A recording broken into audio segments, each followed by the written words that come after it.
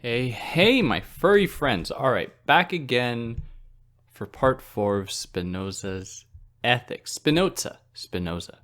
If you've just stumbled on this, I don't know what you're doing. Go and check out parts 1 through 3 first, and then come back here. If you have been listening the whole time, if you don't, of course you know. You can follow me in other places. Links for all such things in the description. Don't want to waste your time with too much of that stuff. You can find me on TikTok. I guess that's my newest social media foray. But let's jump into part 4 of Spinoza's Ethics, which is the penultimate part, or in other words, the part before the last part. So part 4, titled Of Human Bondage, or the Strength of the Emotion. So if you'd remember from the last part, we discussed, or Spinoza discussed, the way that the emotions have to be taken seriously. Because, we live with them. They're part of us. They're part of our lives.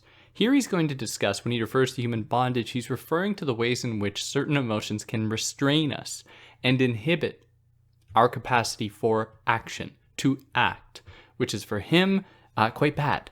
And that is to live not according to God or nature's will, but instead to fall prey to... I don't actually know what it would be falling prey to. It's interesting because it's all of nature. We're all of nature. Nothing exists outside of nature. Yet there are ways we can act that is not in accordance with nature. But I'll leave that to you. Tell me what you think. So as I said, bondage here refers to when someone is controlled by their emotions. So before proceeding, it is important to understand perfection and imperfection for Spinoza. So for in the case of perfection, it is a completed thing or idea, whereas an imperfection is an incomplete thing or incomplete idea. So for example, a finished house is perfect, but as we spoke about in one of the previous episodes here, probably part 1, there could be a perfect idea of a house, like an architect's construction of a house. It just hasn't been built yet. It's still perfect, but it hasn't come into perfection in the real world. Now, as humans, we tend to apply this logic to everything, where we say that something is good if it's been completed or has some kind of purpose. We always try to look for things having purpose. We are desperate. We desperately search for things that have purpose. And one of the ways that we think about that is in terms of things having an end.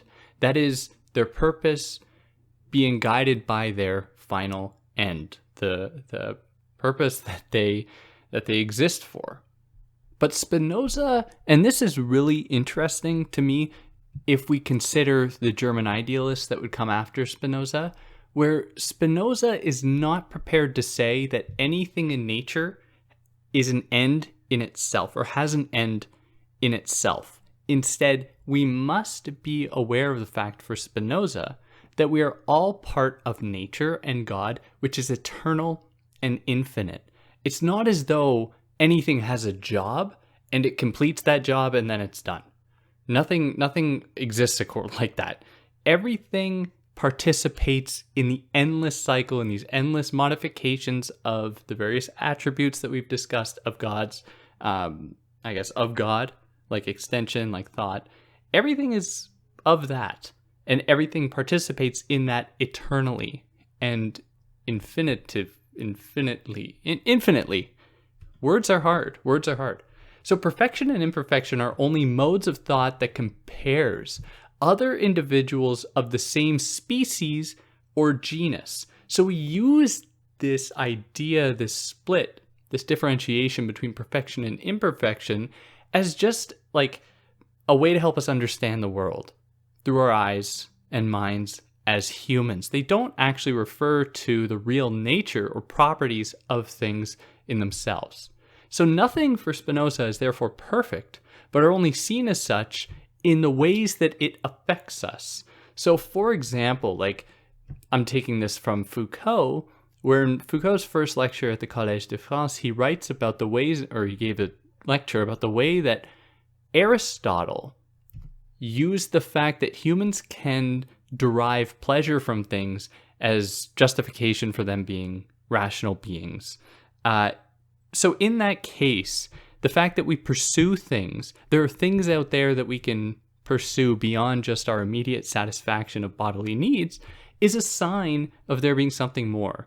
That is, they are serving this purpose for Aristotle in this way, in the ways that these possible things, these enjoyments, affect us. And Spinoza is making that very clear. Anytime that we say that something has an end, it's not about that thing in itself, it is about the way that it has affected us. So, to this, if anyone is interested, Nietzsche might say, well, okay, this is just the philosopher revealing their true identity. They are not actually interested in the pursuit of knowledge. They are instead interested in imposing their view of the world on the world and molding that world to their will. That is the will to power. So the same here can be said of good and evil. So by good, Spinoza refers to that which allows us to approach the model of human nature we set before us. So we create the conditions for which to determine, or through which to determine, or by which to determine what is good versus what is evil. But again, as we would know from Nietzsche in Beyond Good and Evil, these are categories that are created by humans not to refer to any eternal moral ideas, but instead to impose certain ideas about what is good and what is evil that often go down, they will reflect the interests of the people in power and everything like that. So Spinoza wants us to think about these terms critically, wants us not to just adopt them naively or uncritically, but he's going to use them. And the way that he uses them is, as we've been discussing, action versus inaction in the previous parts. So, as you would recall for Spinoza, what is good is that which permits us to act. What is bad is that which disallows us to act. Which might very well be, Nietzsche. It's hard to read these thinkers after understanding Nietzsche, because then you say, oh well, is Spinoza really giving us anything transcendental here, like a truth that transcends all material, differentiation, all material happenstance? Or is Spinoza just imposing his idea about what is true because it makes sense to him? Even though we can certainly unpack why this vision or this view of acting is seen as good and what actually constitutes acting.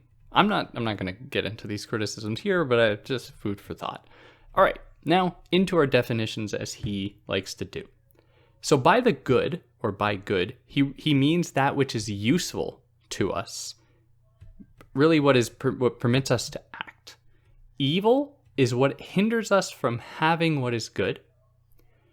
Contingent things are whose essence, or those things whose essence isn't coextensive with existence. That is, they are dependent on another thing. That is, they are contingent. They are not, they don't exist like fully alone in themselves. They are dependent on another thing.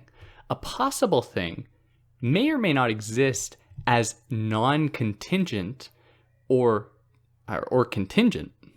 So these are things that really they may exist and they may not exist. There is a potential there. And by contrary emotions, he means emotions that differ in the ways that they affect us. So some emotions will affect us differently than others.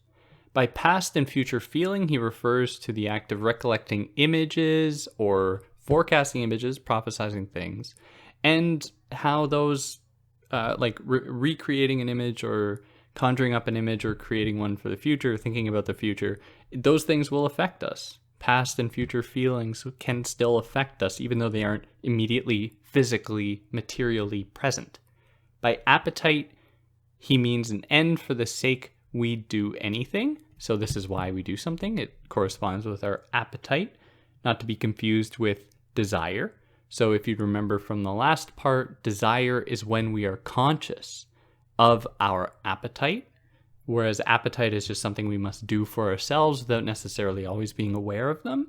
Desire is when we are aware and we can fulfill it ourselves and pursue it ourselves.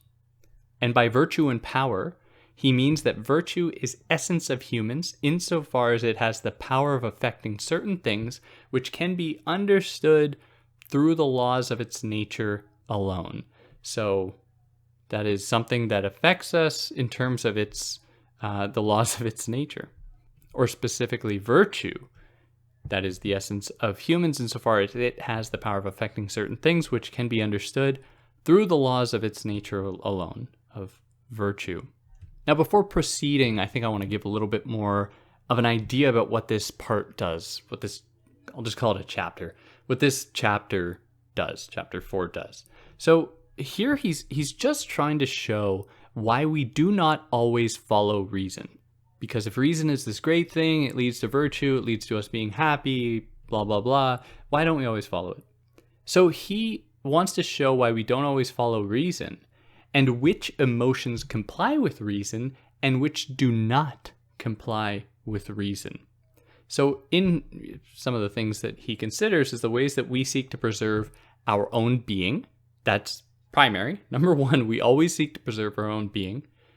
This is our virtue for Spinoza, and we seek it for itself. And in this case, the act of suicide, or falling victim to suicide, means impotence of mind overcome by external causes, which we know now this is not, this is not something we take seriously now. But at the time, to give Spinoza credit, this was quite groundbreaking to be considering suicide in such a serious way. Whereas, I guess I don't know where Christianity was at this time, but they didn't really like suicide. But in any case, this is the overview of what he's going to do in this chapter. Okay, so we've covered our definitions. I gave a little trying to situate you so you know what to expect. Here we have our axiom. So here he says there is nothing in nature that cannot be surpassed in strength and power by some other thing. So, which is an interesting proposition to say that there is nothing in nature that cannot be overcome in strength and power by another thing or a combination of things. Which is, just for me, I just find it an interesting claim because it makes me think, to be quite honest, I'm a very simple-minded person. If you listen to these things, I don't use big words, and I actively avoid them. But I think this stuff is there anything a volcano? I guess a volcano could be overcome by all of the water in the oceans. In which case, what can overcome all the water in the oceans? I don't know. All the magma in the middle of the earth, but I don't know. What can then overcome that? I don't know. Anyways, it's a good point. So propositions. Number 1, no disposition brought about by a false idea is removed or cured or remedied by introducing truth just because that thing is true. So, for example, for a long time, people thought that the sun was really tiny or that the sun revolved around the earth. And just because people were saying the truth to counter that didn't mean people were going to believe it. So what he is saying here is that there is no positive quality or positive idea possessed by a false idea that is removed by the presence of what is true just because it's true. There needs to be more there to actually affect a kind of change in the person's mentality, which I think is actually super useful because my own work is in conspiracy theories, and a lot of the time, truth doesn't do much in actually helping someone not think about a conspiracy theory or believe in a conspiracy theory. But that's for another conversation. Proposition 2. We suffer because we are a part of nature that can't be conceived alone. That is to say that we suffer when something occurs in us for which we are only a partial cause, and we are always only partial in nature. We are never total. We are only one part of a giant infinite expanse, and it is from this, we naturally suffer to some extent. And, I think that we can hear some resonances of what would eventually be Kierkegaard here. But, Proposition 3.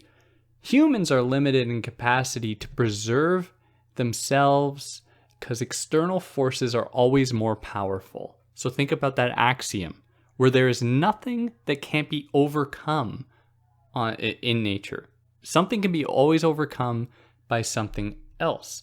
And so in this case, we are always going to be we are always going to be threatened by external forces to some extent because they are much stronger than us if they join together. No one human is stronger than all other humans. They will never be. So Proposition 4. People are always part of nature and are therefore always subject to these external forces. You can't exist outside of it. So if humans were in complete control of their preservation, we would never die, which is it's an absurd idea. So we are always being acted upon. So like aging being a product of exposure to air, the effect of gravity on us, all these things play a part. These are external forces that work upon us and that affect us. Number 5, passions intensify out of our control, and they can do so beyond our power to restrain them.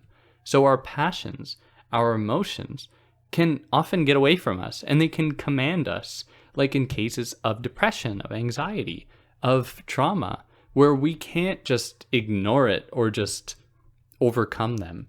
And this language of overcoming this is clearly outdated, but in this case, he's describing the ways in which we can become beholden to our emotions, where we can't seem to get out in what we believe to be ourselves seems to be what is being restrained, where our idea about what it means to be normal, what it means to think right, what it means to act right, is being inhibited by this external force. Number 6, because of a passion's intensity as it is externally caused, we might struggle to overcome it with our own power. So that's obvious. We will struggle to overcome it. Number 7, an emotion can only be removed with opposed and stronger emotion. So the opposing emotion can be a bodily modification because all emotions affect body and vice versa. So it's like if you're feeling sad, maybe sometimes eating a food you really like will make you feel better. And that's just a bodily thing. You aren't talking to a therapist, engaging in an emotional recovery. You're doing like a physical thing. Or in my case, anxiety is something that I often have. Exercise is something that helps me a lot with it. For myself, that's not that this isn't, I don't know anything about this. This isn't for anyone else. But for myself, I find that helps, which I think that he's onto something here, even if it's all this language about overcoming and stronger emotions and stuff is a little sticky territory. But in any case, number 8, knowledge of good or evil is only an awareness of our feeling of joy or sorrow towards something. So joy, or what is good, is that which increases the power of action, whereas that which is evil, as we've said before, is that which inhibits our power of action. So that which is good, our knowledge of that which is good, is knowledge of that which permits action. Our knowledge of that which is evil is knowledge of that which inhibits our capacity for action. Number 9, if we imagine a cause of an emotion to be present, we will feel that emotion stronger than if it was apart from us, if it was far away. So even in the case of imagining something, like if I imagine the cause of an emotion, like being scared of something, if I'm scared of spiders, if I imagine a spider, it's going to elicit some response in me. It's going to freak me out. More so than if I wasn't thinking about a spider, if a spider was far away from me. So here we see that for Spinoza, this connection of the mind and the body. Again, kind of a criticism or moving beyond Descartes' work, where Descartes wanted to maintain a fairly strong distinction between the mind and the body, with an asterisk pointing like there's so much more to it than that, but in very simple terms. Because even our imagination can produce a bodily response in us, can instill or evoke the fight, flight, freeze response, depending on the emotion that we have. Number 10, a future object will affect us more as it approaches, a past object less so as time goes on. So That's easy enough. A future, like as I know, if there's an event coming up I'm anxious about, as I get closer to that event, I will get more anxious. After the event, the more time that passes, the less anxious I will feel. Like time is the factor here. 11. We have stronger emotions towards necessary things than possible, contingent, or unnecessary things. Which seems obvious enough. A possible thing doesn't necessarily exist. It's just speculation. A contingent thing is just like, I don't know. This may be a silly example. Maybe this is like too, I guess not serious enough of an example to capture what Spinoza is after. But let's say I was in a car accident, which is maybe a traumatic thing to bring up. But if one time, I was just kind of clipped by a car on my bike, and a contingent thing in that case would be like the tire, where a tire doesn't really scare me, but it's the whole, like, the entirety of the vehicle itself, of which the tire is only a contingent thing, that freaks me out. And a necessary thing is just a thing that is not relevant in the situation. But I would like to say that in this discussion of possible, contingent, or unnecessary things, in my research, it's not a settled science in exactly what Spinoza means here. So if anyone has like a better example than the car tire one, please comment it. Number 12. An emotion towards a possible object is greater than a contingent object, because a possible object can be a necessary, not unnecessary, a necessary object. Whereas we know that a contingent object is always just contingent. There's nothing about a contingent object that is, it only includes nothing that posits its existence, like its essence, and so won't inspire much in us. Number 13. An emotion towards a non-existent contingent object is less than a past object, because a past object actually existed, whereas a non-existent contingent object doesn't exist. It's just part of we just conjure it up in our minds. So, with this, like, it reveals the extent to which that our bodily experience of things will inform our emotional states. So if a thing never exists, it doesn't really affect us all that much, because it just exists in our minds. And we can kind of, like, when we conjure up an idea in our minds, we only do so when the thing can be, like, I guess, restrained to some extent. At least this is how I gather this. Whether or not it's true in the real world, I don't think so. I think people conjure up horrors in their minds, and it haunts them, even if those horrors are based on their real life experiences. But in any case, his point is that a contingent object is going to have less of an effect than a past object, because the past object was, it affected you. Number 14. An emotion can't be restrained by knowledge of good or evil. Only an emotion can combat another emotion. So, number 15. Desire from knowledge of good and evil can be affected by desires from emotions that agitate us. So agitating emotions can even be stronger. So agitating emotions can be even stronger than emotions towards good and evil, or ideas about good and evil. Number 16. Desire from knowledge of good and evil in the future can be easily overcome by desire of appealing things in the present, of things that appeal to us in the present. Sorry if my audio just changed all of a sudden, by the way. I changed the settings so that it's probably less loud and a little bit more clear. Okay, number 17. Knowledge of good and evil of contingent things is less than the desire of present things.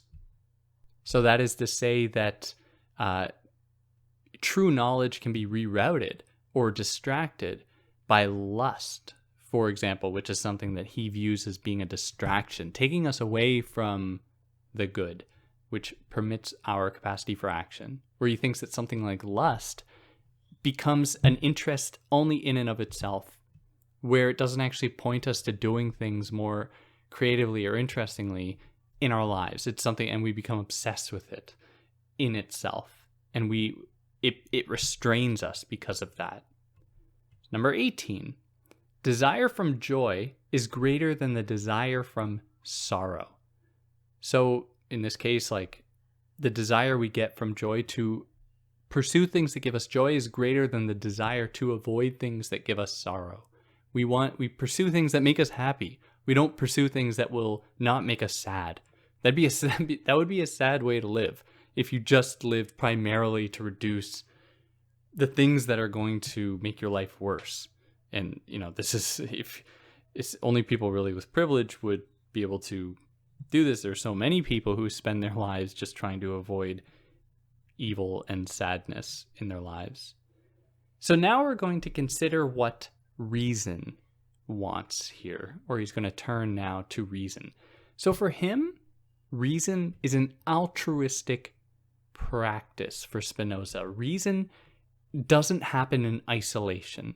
Reason always strives to improve the lives of yourself, but also others around you. And if in your town, in your country, like in the world, it is about making humanity better. It's about lifting people up, not putting them down. So in his case, the most reasonable thing is that we should seek common good for all, because we are all one with nature. That is, the most reasonable person is not the person who just thinks for themselves. The most reasonable person understands that reason is contingent upon everyone around them also participating in reason, so that they can grow together within this common experience in nature, not just for one person's individual interest, which really dominates, certainly in North America today. So now we're on to proposition number 19, where now we're going to consider nature more fully. So number 19, our nature strives for what is good and avoids what is evil. And this is really of our essence for Spinoza. Number 20, the more each person looks after themselves, the more virtuous they are. The less they look after themselves, the more impotent they are. So he says that this is because weakness is not in our nature. It comes about externally. As humans, we are curious. We strive for new things. We strive for new knowledge, new experiences. If we aren't, then there's something going wrong for Spinoza. 21. To be happy, to act, and to live is to desire to exist, which is obvious enough to me. I mean, I think it's a really beautiful point. Number 22.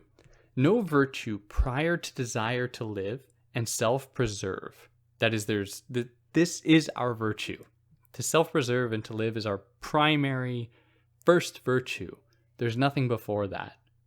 23. Action in conformity with virtue only possible from adequate ideas, not inadequate ones.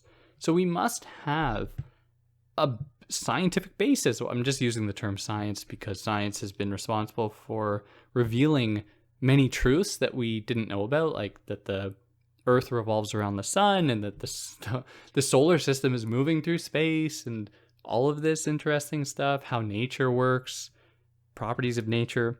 But it's not, I think it's important to say, I had this experience once with this philosophy guy, and he was talking about how, it's quite a few years ago, talking about how he was reading this article about how these plant systems and trees communicate with one another, and how he thought that was so cool that we've discovered this, and what this would mean for living a more ethical life in relation to the natural world. And I was like, man, it's all you're doing right now is saying that you've just been ignoring all indigenous people and indigenous knowledges, and in the Canadian context that I'm in, forever, because they know this, and they've been saying this, but you needed to wait for science to come in and tell you the truth. So when I say science, it's not reserved for that alone. It is just one part of a broader movement in human history to uncover the truths of the world. Okay, number 24.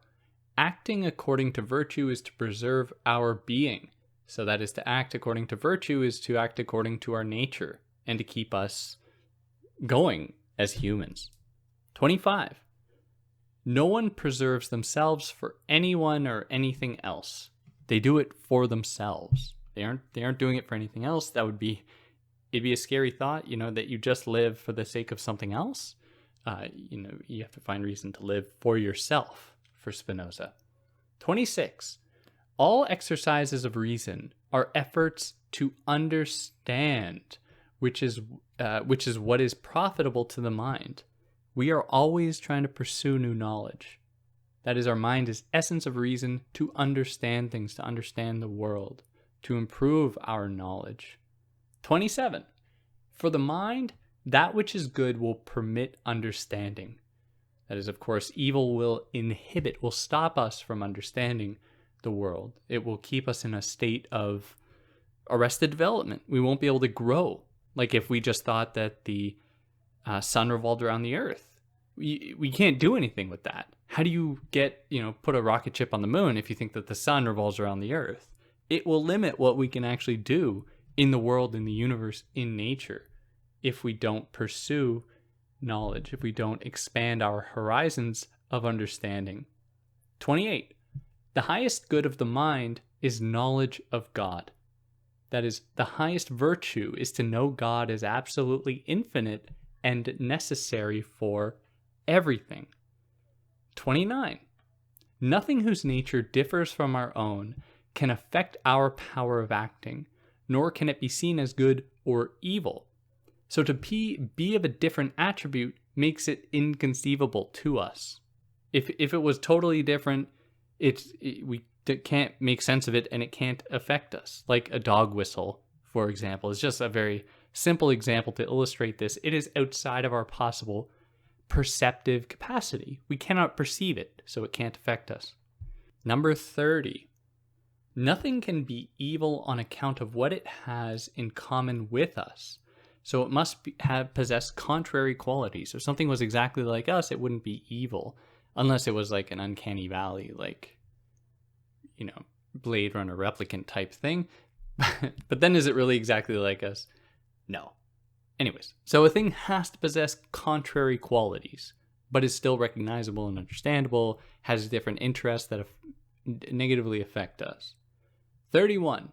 If an object agrees with our nature, it is necessarily good. So there are degrees of agreement with us. Something might agree with our nature more than others, and the more it agrees with us, the more we will like that thing. Number 32. Because people have passions, they don't agree in nature. So things can only agree in terms of power of acting. So we don't find agreement on the basis of our enjoyment of certain things, like our passions or like our emotions. We instead find a common ground in terms of what is going to keep us going, what is going to permit us to grow as humans. And we find this common ground in that way. And this is a common ground we can find among all humans, hopefully. Not those people who want to keep us stagnant and not grow as humans in terms of accruing more knowledge, people who want people not to learn, people not to develop themselves, people don't want change, who just dispermit action. Spinoza would see them as being contrary to ourselves. 33. People differ because of passions, and individuals are always changing too. This reveals the extent of external factors and how they affect us. Number 34. Passions can make people hate, that is contrary to, one another. So, someone might have different passions than me, and maybe for Spinoza that will apparently cause us to hate one another. 35. Only when people conform to reason do they agree in nature, whereas it is passions that set them apart. If people disagree, it is because of nonsense. Spinoza just wants us to find this common ground, this drive to always be expanding our knowledge of nature, of God, which should be our what unites us in thought and in being humans. 36. Virtue's highest good is common to all and equal for everyone. That is because this virtue aligns with human essence itself. So as long as we're existing in accordance with it, we are existing in accordance with everybody else. 37. People desire same good for others as themselves, and this desire increases the greater their knowledge of God. So we will love something the more others love it, which is why reason is something that demands cooperation. It doesn't happen in isolation. So here he then goes on a tangent about how we see ideas of justice and sin emerge with the state, which he advocates for. Like, he advocates for the state. He's a big state guy. In order to universalize the pursuit of reason and to punish people if they don't properly submit to this path of reason. Which here again, the Nietzsche alarm bells are going off. Like, okay, what is this reason exactly? Whose interest does this reason serve?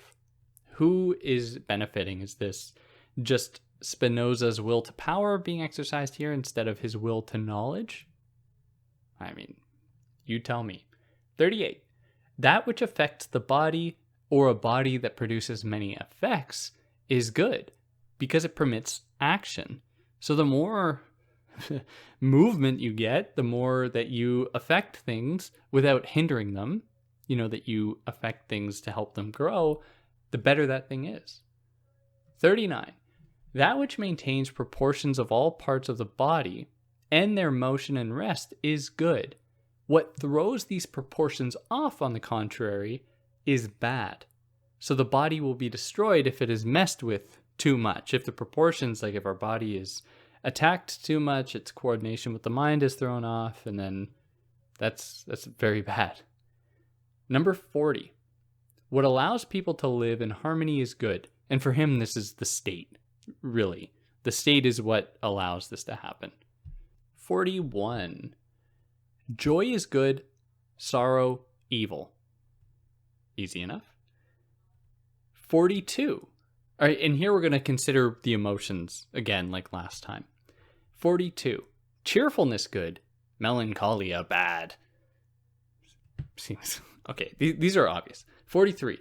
Pleasure might be evil, and pain may be good. So here he's really, he's thinking about that kind of, like, what does Nietzsche call? I don't know why I'm obsessed with Nietzsche today.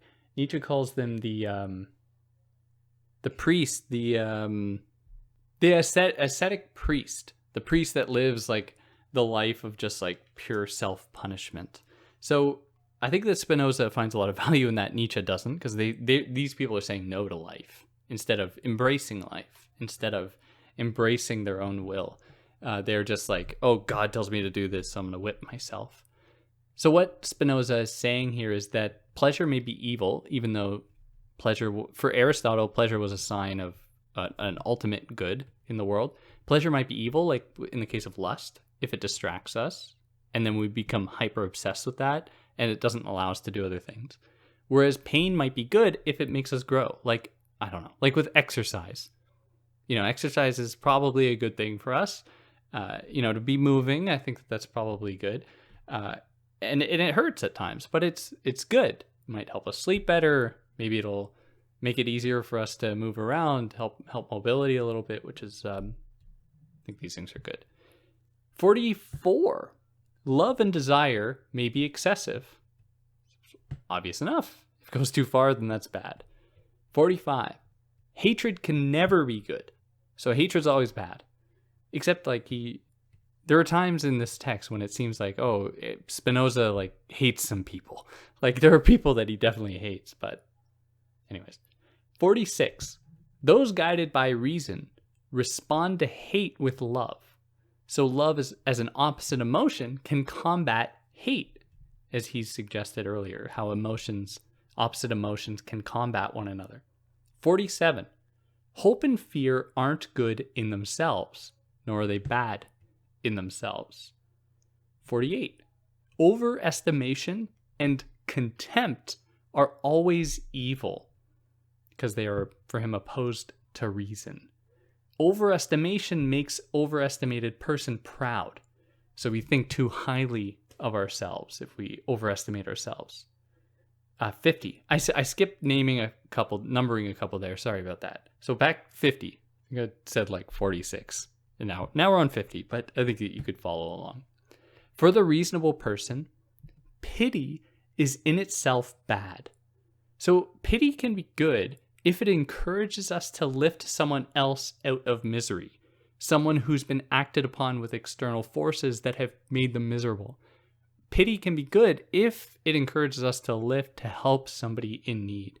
Pity in itself, though, is bad because it signals a discontent with God's plan and with nature.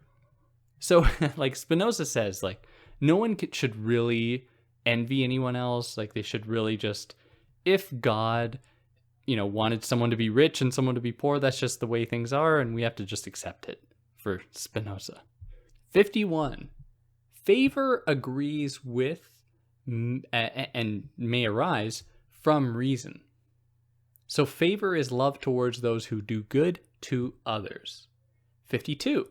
Self-satisfaction from reason is the highest form of self-satisfaction if it comes from reason. 53. Humility is not a virtue and doesn't come from reason. Humility is sorrow from one's own weakness. So I've done something wrong, or I feel like I'm weak, and I feel sad because of it. 54. Repentance isn't a virtue. It is a sign of impotence. So there are moments that it can be good when you repent for your wrongdoing, but it's a sign that you've done something wrong and you feel bad about yourself. 55. Great pride is a great ignorance of oneself.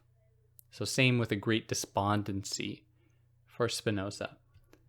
And 56. A great pride or despondency signals great impotence of mind. So these people are way too wrapped up in themselves, and it inhibits their capacity for action because they're like, I'm great, I've made it, I don't need to improve anymore. And they exist in a state of arrested development as a result. 57. Proud people love flattery, and they hate noble-minded people because they want people around them who are always going to inflate their egos. They don't want people around them who are self-confident, who have high self-esteem, who aren't going to be flatterers. So proud people surround themselves with people who are not proud to, inflate their pride. 58. Self-exaltation is not opposed to reason and may come from it.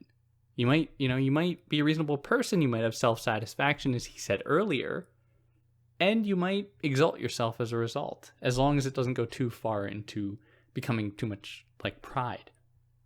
59. All actions that are motivated by an emotion our mind is passive about may also be motivated by reason. That is because all emotions that encourage us to act are desire. Because we're acting because we know what we want and we're going for it. 60. Desire from joy or sorrow that is focused to only a part of the body isn't profitable to our total human essence or existence. Like, a massage might be good for our backs if we get a back massage, but it's not exactly improving us as a human. 61. A desire from reason can never be in excess because it is from our essence. So desire from reason, he's like, go for it. Go nuts. Like, just that's great. 62. The mind's conception of an object is the same if it is conceived in the past, present, or future. And that is in the mind, it is confirmed as necessary as well, whether it's conceived as past, present, or future. 63. Those who act by fear to avoid evil are not led by reason. So these people have no sense of virtue and good, they just avoid what is bad. 64. Knowledge of evil is inadequate knowledge. We want to know instead what is good. We want knowledge of the good for Spinoza. It is sorrow, in his words, really, it's sorrow which restrains action. So if human had only adequate ideas, it would form no notion of evil. It would always be looking to what is proper, what is right, not what is bad, which would limit us if we just focused on what is bad. Number 65. Of two goods, like if we're presented with two different goods, we follow the greater good. Of two evils, the lesser evil. It's obvious enough. 66. Reason guides us to greater future good over present lesser good, to lesser present evil, then later greater evil. So, if there's a future good, we'll pursue that instead of a lesser good right now. Like the experiment, the marshmallow experiment, like, if there's kids in a room and they can have one marshmallow now, or in 5 minutes, they could have two marshmallows. And you see how many kids can wait, and get two marshmallows, which it's a silly experiment. But anyways, 67. A free person is concerned with life, not death. They are not guided by fear, but instead by a desire to act. 68. If someone was born free, they wouldn't understand evil. So because we are born in sin, sounds like Kierkegaard. So we are subject to passions, and so we can be led astray. We exist in a world where there are passions, there are distractions, drives that we don't necessarily have control of, and that limits us. Whereas if we were totally free in accordance with nature's will and God's will, we wouldn't have anything that would distract us. But we aren't. We are just one instance of the entirety of God or of nature. So we are subject to all of those other instances. We are not the totality itself. That'll come perhaps after death. Be one with the whole. Okay, 69. Virtue of free person is both ability to avoid and overcome danger. So they choose flight with same virtue as we might choose to fight instead. 70. Free people avoid favors of the ignorant. That is, the free person unites people to themselves through friendship, not debt from favors. They will avoid the favors of the ignorant. They will instead try to unite themselves with friends through, a common interest, not because of a hierarchy. 71. Only the free are very grateful to one another.